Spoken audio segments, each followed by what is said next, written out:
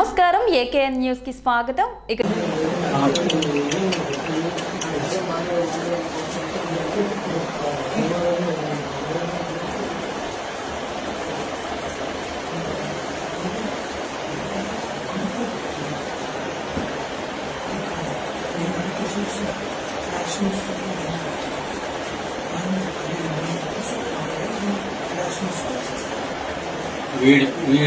వీడే కొట్టింది పోయేవాడన్నా వాడు.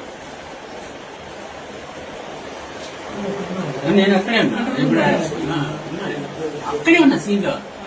వాళ్ళనంతా దుబ్బేసింది నేనే. సార్ నమస్తే సార్. సార్ నమస్తే సార్.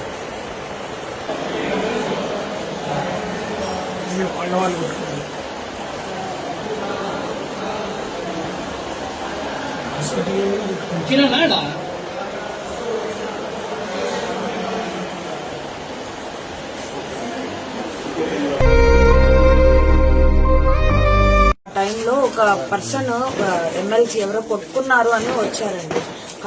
కాళ్ళతో కొట్టారు, తలకి మొత్తం తల మెడ అంతా కొట్టేశారండి, తొక్కేసి వచ్చారు. పేషెంట్ స్పృహలో లేడు.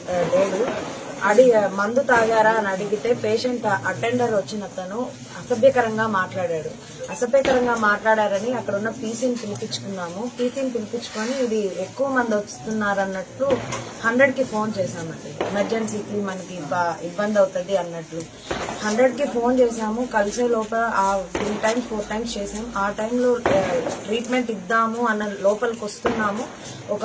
ఆల్మోస్ట్ ఒక 10 members అంతా పైన పడిపోయారు. మమ్మల్ని ఏ రకంగా మేము నిస్సహాయ స్థితిలో ఉన్నాము. మా మీద పడిపోయి ఏది దొరికితే అక్కడ ఉన్న ప్రతి ఒక్కటి కొంచెం ఇంకా అంటే కుదిరితే అక్కడ ఏమున్నా మా MNO కానీ వీళ్ళు కానీ లేకపోయింటే ఇంకా పెద్ద ప్రమాదం కూడా జరిగిండేది. అందరూ పైన పడి కొట్టారు, మా మీద పడి తొక్కేశారు. అండ్ సిస్టర్కి అయితే ఫ్రాక్చర్ కూడా అయ్యింది. అందరికి రక్తగాయాలు కూడా అయ్యాయి. కదిరిపట్టణంలోని గవర్నమెంట్ హాస్పిటల్లో క్యాజువాలిటీలో 9:20 డాక్టర్ రిషిత డ్యూటీలో ఉంది. ఒక మాపు 10 మంది వచ్చి దాడి చేసి ఆ డాక్టర్లను మరియు వాళ్ళు దాడి చేయడమే కాకుండా డాక్టర్తో పాటు ఉన్న నర్సుని, మా హెడ్ నర్సుని, అలాగే అక్కడ ఉన్న MNOని మరియు స్టాఫ్ అందరినీ గాయపరిచారండి. ఇది చాలా నిజంగా ఒక డాక్టర్ డ్యూటీ ఎలా చేయగలుగుతాడండి? నైట్ డ్యూటీ ఒక ఆడబిడ్డ బయటకు వచ్చి డ్యూటీ చేస్తా అంటే ఇలాంటి జరిగితే మాకు రేపొద్దున మేము ఎలా చేయమంటాం? అసలు ఈ చర్యలు మళ్లీ పునరావృతం కాకుండా గట్టి చర్యలు తీసుకోవాలి. ఇప్పటి నుండి తీవ్రంగా మేము కూడా ఖండిస్తున్నాము.